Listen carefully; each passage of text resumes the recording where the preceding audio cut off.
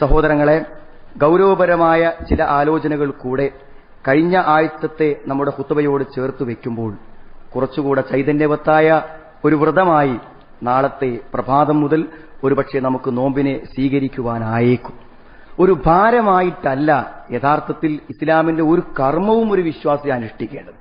ഒരു പ്രയാസത്തിന്റെ ഒരു തോന്നൽ നമ്മുടെ മനസ്സിലേക്ക് കടന്നു വരാൻ പാടില്ല.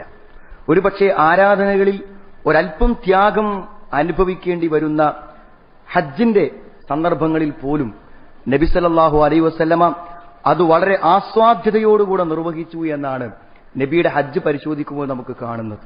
തന്റെ മുടികൾ പാറി പറന്ന് അസ്വസ്ഥരായിരിക്കാൻ താളി പോലെയുള്ള എന്തോ കൊഴുത്ത ഒന്ന് തന്റെ തലയിൽ പുരട്ടി മുടികൾ ഒതുക്കി വെച്ച് യാതൊരു വിധത്തിലുള്ള ഉത്തരവാദിത്തങ്ങളും അല്ലെങ്കിൽ അങ്ങനത്തെ എന്തെങ്കിലും ചിന്തകളുമില്ലാതെ തികച്ചും ഫ്രീ ആയി ഒരു നിലക്കും ആ ഹജ്ജിലേക്ക് എല്ലാ അർത്ഥത്തിലും മനസ്സ് കൊടുത്തിട്ടുള്ള ഒരു പ്രയാണമായിരുന്നു നബി സല്ലല്ലാഹു അലൈഹി വസല്ലമയുടെ ഹജ്ജിന്റെ ദിനങ്ങൾ നമുക്ക് കാണാൻ പറ്റും. അതുമാത്രമല്ല സഹോദരങ്ങളെ, നമസ്കാരം പോലും ജീവിതത്തിലെ ഏറ്റവും ആസ്വാദകരമായ നിമിഷമായിട്ടാണ് നബി സല്ലല്ലാഹു അലൈഹി വസല്ലം കണ്ടത്. നബി സല്ലല്ലാഹു അലൈഹി വസല്ലം പറഞ്ഞതാണത് ഖുർറത്തു ഐനി ഫി സ്വലാ, നമസ്കാരത്തിലാണ് ഞാൻ ഏറ്റവും അധികം ആനന്ദം അനുഭവിക്കുന്നത് എന്ന്. അതുപോലൊരവസ്ഥ നോമ്പിനുമില്ലേ? ചിന്തിച്ചു നോക്കൂ നിങ്ങൾ. നബി സല്ലല്ലാഹു അലൈഹി വസല്ലം പറഞ്ഞു, ലിസ്വാഇമി ഫർഹതാനി, നോമ്പ് നോൽക്കുന്നവന് രണ്ട് സന്തോഷമുണ്ടെന്ന്.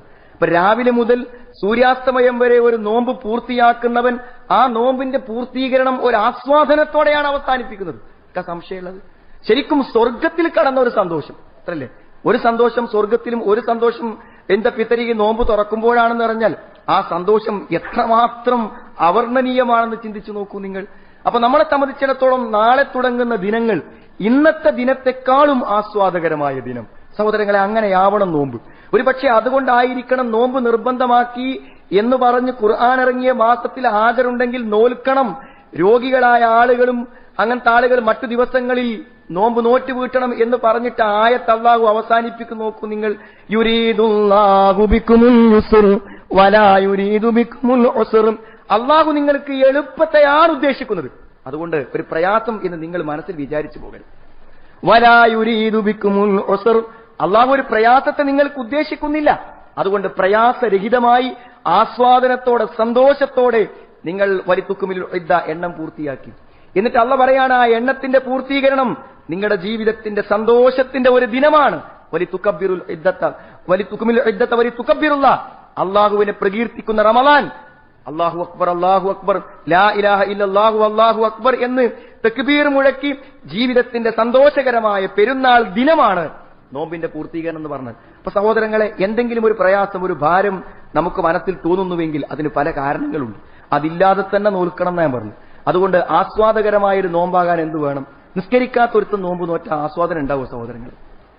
5 വക്ത് നിസ്കാരം കൃത്യമായി പാലിക്കാത്തവർ നമ്മുടെ സമൂഹത്തിലുണ്ട്, ഇല്ല എന്ന് പറയാൻ പറ്റും. നിസ്കരിക്കാത്തവൻ എന്തിനാ സഹോദരങ്ങളെ നോമ്പ് നോൽക്കുന്നത്? എന്താ ആവശ്യമുള്ളത്? ശരിക്കും മൻ തറക സലാത്ത മുതഅമ്മിദൻ ഫഖദ് കഫറ, അവിശ്വാസികൾ. ഇപ്പൊ നിസ്കരിക്കാത്ത ഒരുത്തിന് തന്റെ മനസാക്ഷിയെ സന്തോഷിപ്പിച്ചുകൊണ്ട് നോമ്പ് നോൽക്കാൻ പറ്റും. ശിർക്കുള്ള ഒരുത്തിന് പറ്റും സഹോദരങ്ങളെ. കൈമീൻ കാലുമേ കേരസും ഉറുക്കൊക്കെ ആയിട്ട് നിൽക്കുന്ന ഒരാൾക്ക് നോമ്പ് നോൽക്കാൻ പറ്റും. അയാൾ ആരാധന വിശ്വാസങ്ങളിലും ഒക്കെ അള്ളാഹുവിനെ മാത്രം ഭയപ്പെടുന്ന, അള്ളാഹുവിൽ നിന്ന് മാത്രം നന്മകളും തിന്മകളും പ്രതീക്ഷിക്കുന്ന ഒരു അവസ്ഥ ഉണ്ടോ? ആ അവിശ്വാസത്താൽ മലിനമായ ഒരു മനസ്സിൽ ആസ്വാദകരമായ ഒരു ഇബാദത്ത് അള്ളാഹ്ക്ക് വേണ്ടി മാത്രം നിർവഹിക്കാൻ എങ്ങനെ പറ്റുക? എല്ലാ ദിവസവും അതേപോലെ തന്നെ തിന്മകൾ കുറഞ്ഞ ദിനങ്ങൾ അങ്ങനെയാണ്. ഇന്നത്തെ ദിവസം അടക്കം സഹോദരങ്ങളെ, തിന്മകളെ കൊണ്ടും പാപങ്ങളെ കൊണ്ടും നമ്മുടെ വീടും മനസ്സും മലിനമാണെങ്കിൽ തിന്മകളിൽ നിന്ന് മുക്തമായ ഒരവസ്ഥ നോക്കൂ നിങ്ങൾ. ഓട്ടോറിക്ഷ വിളിച്ചായി കയറിയാൽ ചെകിടടപ്പിക്കുന്ന മ്യൂസിക്കാണ് ഏത് സമയത്തും എവിടെയും. നമ്മുടെ വീടിന്റെ ടിവികളിൽ എന്നും അശ്ലീലങ്ങളാണ് വരുന്നത്. ഒരു 10 മിനിറ്റ് വാർത്ത പോലും ഒരു നല്ല ശുദ്ധ മനസ്സോടെ കാണാൻ പറ്റാത്ത തികച്ചും വ്യത്യസ്തമായ പത്രം രാവിലെ വന്നു വീണ് ഫസ്റ്റ് പേജിന്റെ ആദ്യത്തെ ചിത്രം കണ്ടാൽ തന്നെ മനസ്സ് മലിനമാകും. അതാണ് ഇന്നത്തെ അന്തരീക്ഷം. അവിടെയാണ് സഹോദരങ്ങളെ നാം നാളെ നോമ്പ് തുടങ്ങാൻ പോകുന്നത്. ഏത് നോമ്പ്? കമ്മിൻ സായിമിൻ ലൈസ ലഹു മിൻ സിയാമിഹി ഇല്ല നമ, ദാഹവും വിശപ്പും മാത്രം ബാക്കിയാക്കുന്ന എത്രയെത്ര നോമ്പുകാരുണ്ട് എന്ന്. നോമ്പിനെ എന്തെങ്കിലും ആസ്വദിക്കാൻ പറ്റും? തെറ്റുകൾ കുറഞ്ഞു എന്ന് നാളെ തോന്നുന്നില്ലെങ്കിൽ ഈ നോമ്പിലൊരു രുചിയും ഉണ്ടാവില്ല സഹോദരങ്ങൾ. പാപങ്ങൾ കുറഞ്ഞ വാക്കുകളിലും പ്രവർത്തനങ്ങളിലും അന്യനെക്കുറിച്ച് പറയാൻ തുടങ്ങുമ്പോഴേക്കും ഇന്നീല സ്വായി, എനിക്ക് നോമ്പാണ് എന്ന് പറഞ്ഞ് നാളെ മുതൽ ഒഴിഞ്ഞു മാറുന്ന, തെറ്റിന്റെ വാക്കുകളും ഗീബത്തുകളും നമീമത്തുകളും കേൾക്കാത്ത അവസ്ഥയിൽ സഹോദരങ്ങളെ തുടങ്ങണം. വൃത്തിഹീനമായ കാര്യങ്ങൾ സ്ക്രീനുകളിൽ കാണാത്ത, ഹൃദയത്തെ മരവിപ്പിച്ച് കിടത്തുന്ന, തരിപ്പിച്ച് കിടത്തുന്ന വൃത്തികെട്ട ഗാനങ്ങളും മ്യൂസിക്കുകളും ചെവിയിൽ അലക്കാത്ത, വൃത്തികെട്ട കാഴ്ചകൾക്ക് കണ്ണുകൾ തുറക്കാത്ത ആസ്വാദകരമായൊരു നോമ്പ് അതാകണം. ഹറാമുകളായ പണങ്ങൾ സ്വീകരിക്കാത്ത, അള്ളാഹുവിന് ഇഷ്ടമില്ലാത്ത സ്ഥലങ്ങളിൽ പോയി ഇരിക്കാത്ത, മല്ലം യദഅ ഖൗല സൂരി വൽ അമല ബിഹി ഫലൈസ ലില്ലാഹി ഹാജ അൻ യദഅ തആമഹു വശറാബഹു. തുടങ്ങണ്ടെന്നാ പറയുന്നത്. ചീത്ത വാക്കും ചീത്ത പ്രവൃത്തി ഒഴിവാക്കാതെ നാളെ പട്ടിണി കിടക്കുന്ന ഒരു പുതിയ പ്രഭാതത്തെയാണ് കാത്തിരിക്കുന്നതെങ്കിൽ വേണ്ടാന്ന്. ഫലൈസ ലില്ലാഹി ഹാജ, പടച്ചോന് വേണ്ട, നിങ്ങളെ നോമ്പ് വേണ്ട, ആ പട്ടിണി പടച്ചോന് വേണ്ടാന്ന്. ലഅല്ലക്കും തത്തക്കും, സൂക്ഷ്മത പാലിക്കും. അതുകൊണ്ട് സഹോദരങ്ങളെ, പാപങ്ങൾ കുറഞ്ഞ, നമസ്കാരത്തിൽ കൃത്യതയുള്ള, അള്ളാഹുവിനെ മാത്രമുള്ള വിശ്വാസത്തിൽ കലർപ്പില്ലാത്ത ഒരു നോമ്പ്, അതാണ് നാളെ തുടങ്ങേണ്ടത്.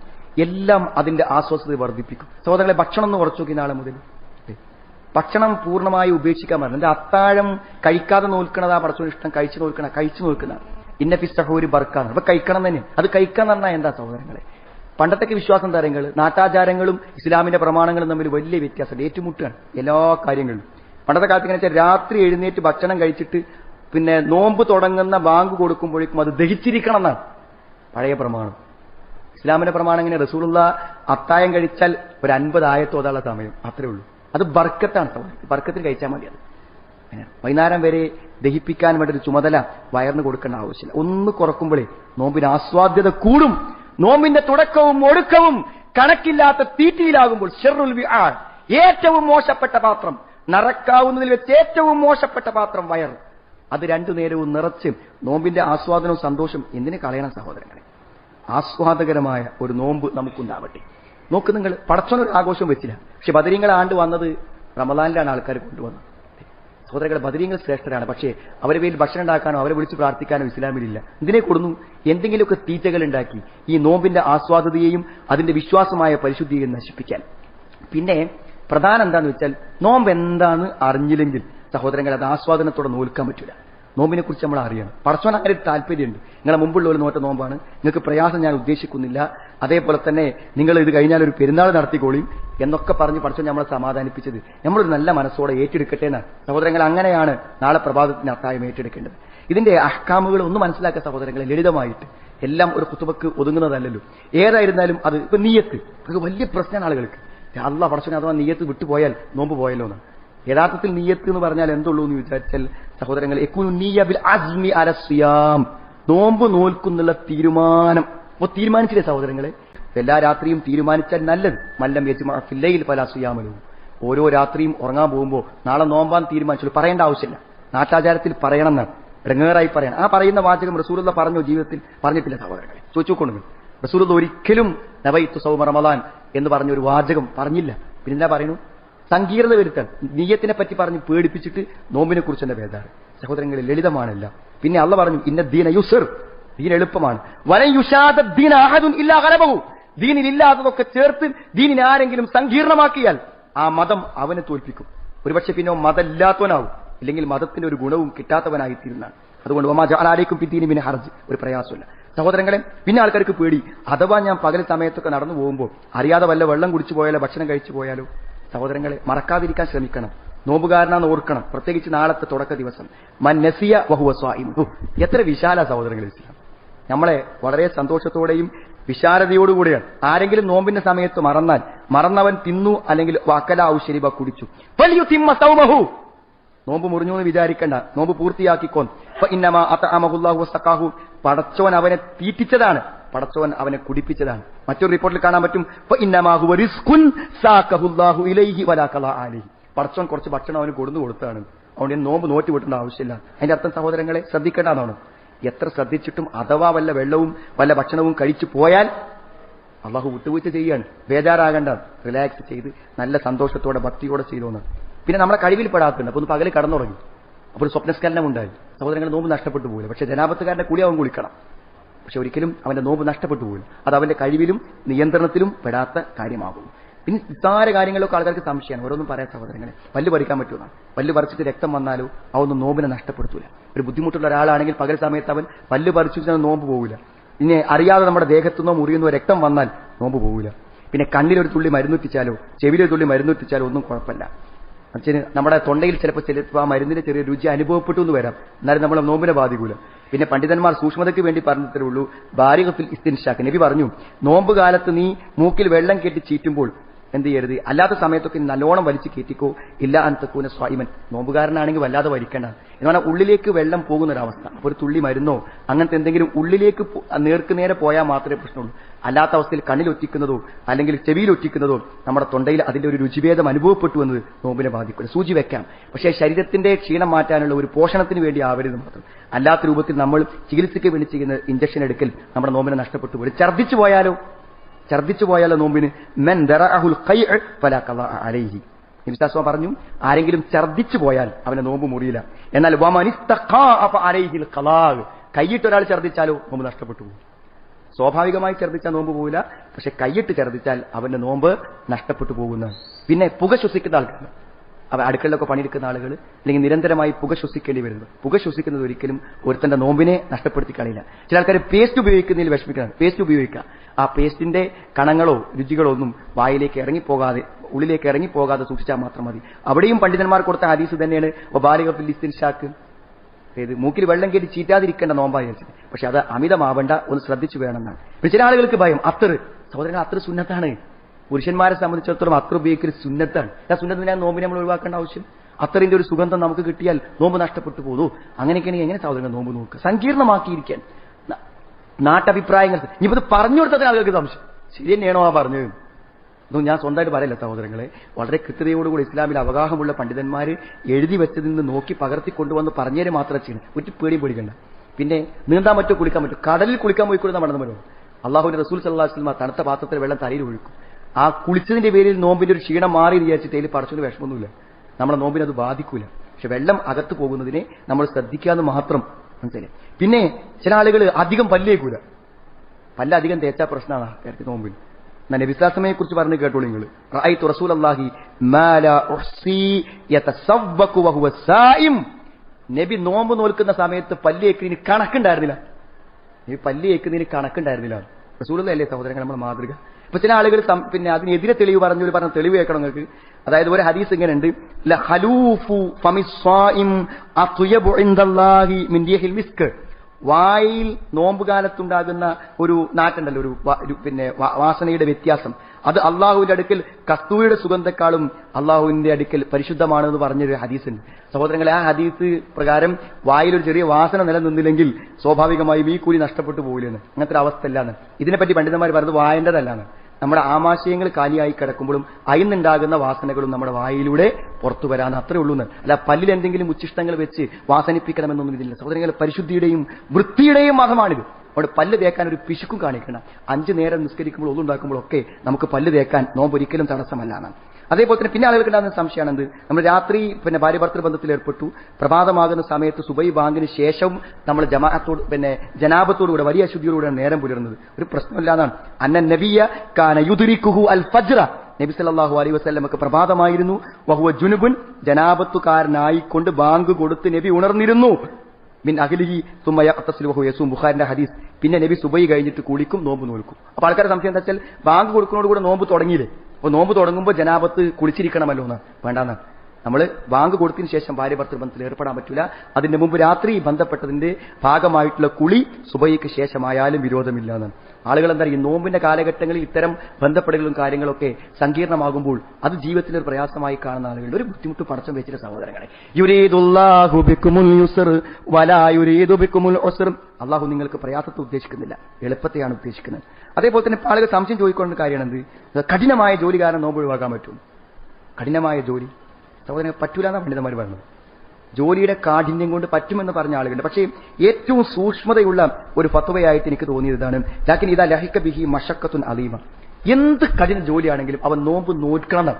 പക്ഷെ നോമ്പ് നോറ്റ് ജോലിയിൽ ഏർപ്പെട്ട സമയത്ത് നോമ്പ് മുഴുവനാക്കാൻ കഴിയാത്ത രൂപത്തിലുള്ള ഒരു അപകടകരമായ ക്ഷീണം അവൻ കണ്ടാൽ ഇൽത്തറത്തുഹു ഇലൽ ഇഫ്താർ, നോമ്പ് മുറിച്ചേ പറ്റൂ എന്ന നിലക്കുള്ള ക്ഷീണമോ വല്ല ബോധക്ഷയങ്ങളോ കണ്ടാൽ നഹാർ പകലിന്റെ സമയത്ത് കാണുകയാണെങ്കിൽ പിന്നെ യുഫ്തിറു.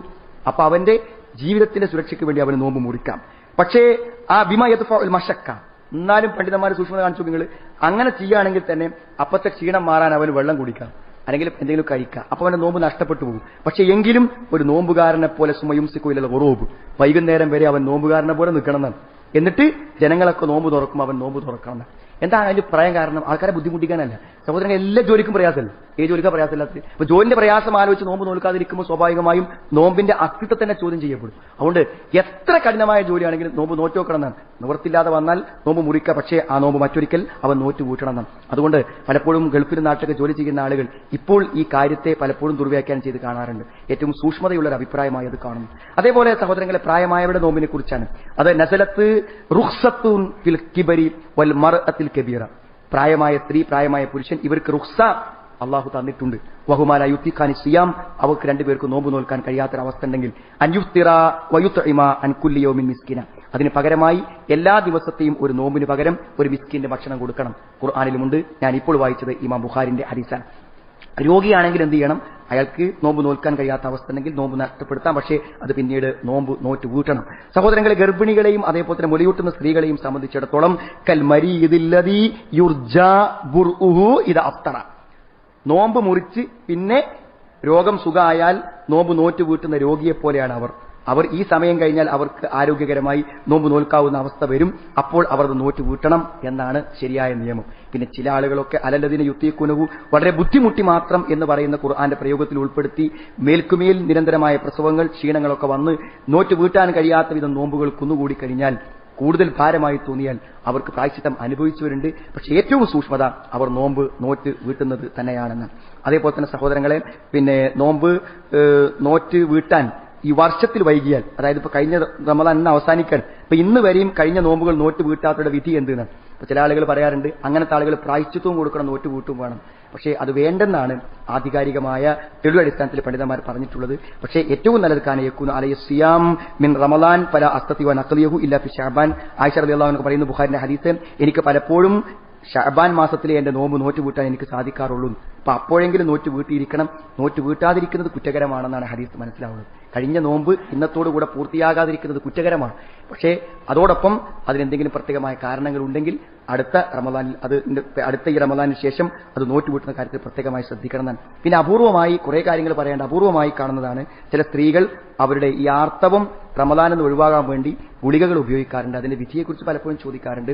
ആർത്തവം വരാതിരിക്കുവാനുള്ള മരുന്ന് കഴിക്കുന്നത് പണ്ഡിതന്മാർ പറയുന്നത് സൂക്ഷ്മയുടെ അടിസ്ഥാനത്തിൽ അയാൾ മരുന്ന് കഴിച്ചൊരു കുഴപ്പമില്ല, പക്ഷേ മരുന്ന് കഴിക്കാതിരിക്കുകയാണ് നല്ലത്. കാരണം പ്രകൃതിപരമായി അള്ളാഹു നിശ്ചയിച്ചൊരു കാര്യത്തിന് കൃത്രിമമായൊരു മുടക്കം നിൽക്കുന്നത് പലപ്പോഴും ശാരീരികമായ പ്രശ്നങ്ങൾ ഉണ്ടാക്കും, ചിലപ്പോൾ വലിയ ബുദ്ധിമുട്ടുകൾ ഉണ്ടാക്കും. അതുകൊണ്ട് നോമ്പ് ഒരു മാസം നിശ്ചയിച്ച പടച്ചോൻ അറിയാമല്ലോ സ്ത്രീകൾക്ക് ഇങ്ങനെ ഒരു അവസ്ഥയുണ്ടെന്ന്. അതുകൊണ്ട് അവർക്ക് അള്ളാഹു ഇളവ് കൊടുത്തിട്ട് മറ്റൊരിക്കൽ നോറ്റ് വീട്ടാൻ, അതുകൊണ്ട് നഷ്ടപ്പെടുന്ന നോമ്പ് നഷ്ടപ്പെട്ട് അത് പിന്നീട് നോറ്റ് വീട്ടുന്നതാണ് കൂടുതൽ സൂക്ഷ്മതക്കും ആരോഗ്യത്തിനും നല്ലത് എന്ന് നിർദ്ദേശിക്കപ്പെടുന്നു. സഹോദരങ്ങളെ, ഈ വിധികൾ പെട്ടെന്ന് പറഞ്ഞു പോകാൻ കാരണം നമുക്ക് കാര്യങ്ങൾ മനസ്സിലാക്കാൻ ഖുത്ബകളാണ് പലപ്പോഴും അവലംബം. അതുകൊണ്ട് നാളെ മുതൽ തന്നെ അതിന്റെ മര്യാദകൾ ശരിയായ അർത്ഥത്തിൽ നിർവഹിച്ച് മുന്നോട്ട് പോകാനാണ്. സങ്കീർണമായ നാട്ടാചാരങ്ങളും പ്രശ്നങ്ങളും നമ്മുടെ നോമ്പിനെ കുറിച്ചുള്ള ആ നല്ല കാഴ്ചപ്പാടും നോമ്പിന്റെ ആസ്വാദതയും നഷ്ടപ്പെടുത്താതിരിക്കുക, പ്രാർത്ഥിക്കുവാനും വിശുദ്ധ ഖുർആനുമായി ബന്ധപ്പെടാനും ആരാധനകൾക്കും കൂടുതൽ ചൈതന്യം ലഭിക്കുന്ന റമളാൻ നാളെ മുതൽ ഏറ്റവും ചൈതന്യവത്തായ, ഏറ്റവും ആസ്വാദകരമായ, ജീവിതത്തിൽ ഇന്നേ വരെ കഴിഞ്ഞുപോയ റമളാനിനേക്കാളും നമ്മുടെ പാപങ്ങളെ മുഴുവനും കഴുകിക്കളഞ്ഞ് സ്വർഗത്തിന്റെ വാതിലുകൾ തുറന്ന് അള്ളാഹു ഓരോ രാത്രിയും നരകത്തിൽ രക്ഷപ്പെടുത്തുന്ന ലിസ്റ്റ് ഈ റമളാനിൽ തയ്യാറാക്കുമ്പോൾ അതിലുൾപ്പെട്ട് സ്വർഗത്തിന്റെ കവാടങ്ങളിൽ റമളാനിൽ നോമ്പ് നോറ്റവർക്ക് മാത്രം കൊടുക്കുന്ന ആ സ്വർഗ കവാടം ലം യദ്ഖുലുഹു അഹദുൻ ഗൈറുഹു, വേറെ ആർക്കും കടക്കാൻ അനുവാദമില്ലാത്ത സ്വർഗത്തിന്റെ റയ്യാൻ എന്ന കവാടത്തിലൂടെ നമ്മളെ കടത്തിവിടാൻ പര്യാപ്തമാകുന്ന റമളാനായി ഈ റമളാൻ അള്ളാഹു നമ്മളിൽ നിന്നും സ്വീകരിക്കുമാറാവട്ടെ. അൽഹംദുലില്ലാഹ് ഹംദൻ കസീറൻ ത്വയ്യിബൻ മുബാറകൻ ഫീഹി. اللهم صل على محمد وعلى ال محمد كما صليت على ابراهيم وعلى ال ابراهيم وبارك على محمد وعلى ال محمد كما باركت على ابراهيم وعلى ال ابراهيم انك حميد مجيد. സഹോദരങ്ങളെ, ഒരിക്കൽ കൂടെ അള്ളാഹുവിനെ സൂക്ഷിച്ച് ജീവിക്കണമെന്ന് എന്നെയും നിങ്ങളെയും ഞാൻ ഓർമ്മപ്പെടുത്താം. റമദാനിൽ വളരെ പ്രാധാന്യപൂർവ്വം, ഇത് നോമ്പിന്റെ അതേ പ്രാധാന്യത്തോടെ തന്നെ നിർവഹിക്കേണ്ട ഒരു കാര്യമാണ് രാത്രി നമസ്കാരം. പല ആളുകൾക്കും പല തെറ്റിദ്ധാരണകളും രാത്രി നമസ്കാരത്തെക്കുറിച്ചുണ്ട്. ചില ആളുകൾക്ക് റക്അത്തിന്റെ എണ്ണത്തിലാണ്. ഒരു സംശയവും വേണ്ട സഹോദരങ്ങളെ, ഒരു സംശയവും വേണ്ട. പല ആളുകളും പറയാറുണ്ട് ഹറമിൽ അങ്ങനെയല്ലേ, എവിടെ എങ്ങനെയാണെങ്കിലും സഹോദരങ്ങളെ, അള്ളാഹുവിന്റെ റസൂൽ എത്ര നിസ്കരിച്ചോ അതാണ് ഒരു വിശ്വാസിക്ക് ഇഷ്ടം. അബൂ സലമ റളിയല്ലാഹു അൻഹു ആയിഷ റളിയല്ലാഹു അൻഹയോട് ചോദിച്ചു, കൈഫ കാനത്തു സ്വലാത്തു റസൂലില്ലാ, അള്ളാഹുവിന്റെ റസൂലിന്റെ നമസ്കാരം എങ്ങനെയായിരുന്നു ഫീ റമളാന, റമളാനിൽ. കാലത്ത് ആയിഷ റളിയല്ലാഹു പറഞ്ഞു, മാ യസീദു ഫീ റമളാന വലാ ഫീ ഗൈരിഹി, റമളാനിലും അല്ലാത്ത കാലത്തിലും നബി വർദ്ധിപ്പിച്ചിട്ടില്ല, അല 11 റക്അ 11 റക്അത്തിലേറെ. ബുഖാരിന്റെ ഹദീസാണ്. ഇതേ പേര് കൊടുത്ത അധ്യായത്തിലാണുള്ളത് സഹോദരങ്ങളെ. പിന്നെ വർദ്ധിപ്പിക്കുന്നവർക്കുള്ള ന്യായം എന്താണ്? നബിക്ക് ആയിഷ ബീവി മാത്രമല്ലല്ലോ ഭാര്യ, വേറെയും ഭാര്യമാരില്ലേ? ആ ഭാര്യമാരെ വീട്ടിൽ പോകുമ്പോൾ അങ്ങനെ നിസ്കരിച്ചിട്ടുണ്ടെങ്കിലും സഹോദരങ്ങൾ, അതിനൊക്കെ ഇത് തെളിവ്, നമ്മുടെ നിഗമനങ്ങളല്ലാതെ എന്ത് തെളിവ്? പിന്നീട് എന്താച്ചാൽ മസ്ന രാത്രി നമസ്കാരം ഈ രണ്ടാണ്. ഇദാ ഖശിയ അഹദുക്കും അസ്സുബ്ഹ, പ്രഭാതമാകുമെന്ന് ആരെങ്കിലും ഭയപ്പെട്ടാൽ സ്വല്ല റകഅത്തൻ വാഹിദ, വേഗം ഒരു റകഅത്ത് നിസ്കരിക്കുക. തൂത്തുലഹു മാഖദ് സ്വല്ല, അതുവരെ നിസ്കരിച്ചത് വിത്റാക്കാന്ന്. അപ്പൊ അതൊന്നും എത്രയും നിസ്കരിക്കാന്നല്ലേന്നാണ്. എത്രയും നിസ്കരിക്കാന്നാണെങ്കിൽ സഹോദരങ്ങൾ, ഒരു ദിവസത്തിൽ റസൂൽ അങ്ങനെ ചെയ്തിട്ടില്ല. അതുകൊണ്ട് അള്ളാഹു റസൂൽ 11 നിസ്കരിച്ചില്ലെങ്കിൽ അത് മതി. അതാണ് എനിക്കിഷ്ടം. ഒരു വിശ്വാസി പറയേണ്ട വാക്കാണ്.